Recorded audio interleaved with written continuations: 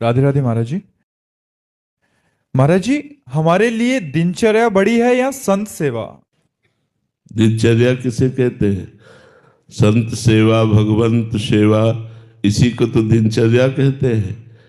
अगर हम दिनचर्या में रत हैं और कोई संत पधारते हैं तो हमें अपनी दिनचर्या को रोककर उन संत की सेवा करनी चाहिए।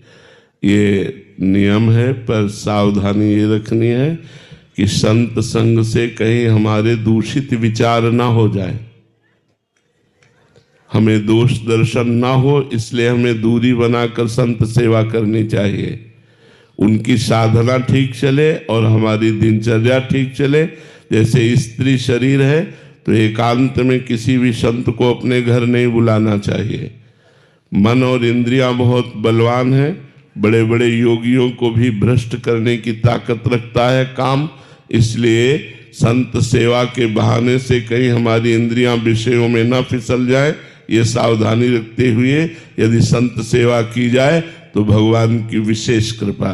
शास्त्रों में आज्ञा है कि यदि हम श्री जी को स्नान करा रहे हैं, उसी समय कोई संत पधारे तो हम श्री जी को विराजमान करके उनको प्रणाम करके उनका आदर करेंगे, उनकी सेवा करेंगे। पर जो हम सावधानी कह रहे हैं उस सावधानी को बहुत समझते हुए, क्योंकि कलिकाल का बहुत कुचाल चल रहा है और पाखंड की वृद्धि हो रही है, इंद्रियां भगवान से विमुख होकर भोगों की तरफ बढ़ रही हैं, इसलिए कहीं संत सेवा के बहाने हमारा भोग विलास न शुरू हो जाए, ये सावधानी रखते हुए यदि हम संत सेवा करें तो संत सेवा भी हमारी दिनचर्या के अंतर्गत है।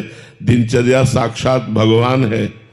प्रातः काल से लेकर सायं तक जो हम भगवान की दिनचर्या करते हैं ये हमारी भगवान है। इसी से हमें भगवत प्राप्ति होगी, इसी से हमें भगवत सानिध्य मिलेगा।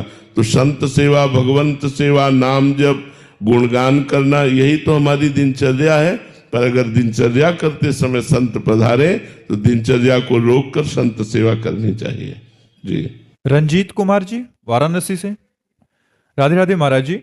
महाराज जी, परमानंद की स्थिति क्या होती है और परम आनंद को स्थायी कैसे बनाया जा सकता है? गुलाब जामुन पाया है? कैसा लगा? अच्छा गुरु जी। कैसा अच्छा लगा? है शब्द आपके पास? गुरु जी शब्द नहीं है ना? एक प्राकृतिक गुलाब जामुन के लिए आपके पास शब्द नहीं है, तो परमानंद को कैसे वर्णन किया जा सकता है? आप विचार कीजिए। जब हम आप दोबारा आपसे पूछा कि गुलाब जामुन का स्वाद कैसा, तो आप चुप हो गए। यही उत्तर है कि आप खा के देख लीजिए।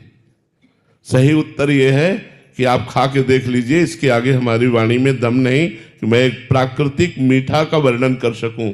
तो सच्चिदानंद भगवान के आनंद का अनुभव गम में बजे जे संता, वो अनुभव में आने वाला आनंद है, अनिर्वचनीयम।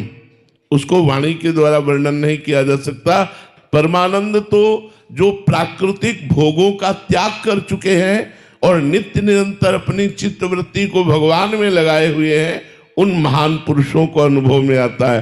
तो इसीलिए लिखा गया अनुभव गम में भजे जे संता। संत जिस परमानंद का भजन कर रहे हैं वो अनुभव गम में है, ना कि वाणी के द्वारा उसका वर्णन हो सकता है। जब आप खुद परमानंद का स्वाद लेंगे तब जान पाएंगे, वाणी के द्वारा नहीं। इतना जरूर इशारे से बता सकते हैं कि जिस परमानंद की प्राप्ति के बाद फिर कुछ प्राप्त करना बाकी नहीं रहता, उसे परमानंद कहते हैं। जहां किंचन मात्र दुख नहीं है, चिंता नहीं है, शोक नहीं है, भय नहीं है, आनंद ही आनंद है, उसे परमानंद कहते हैं।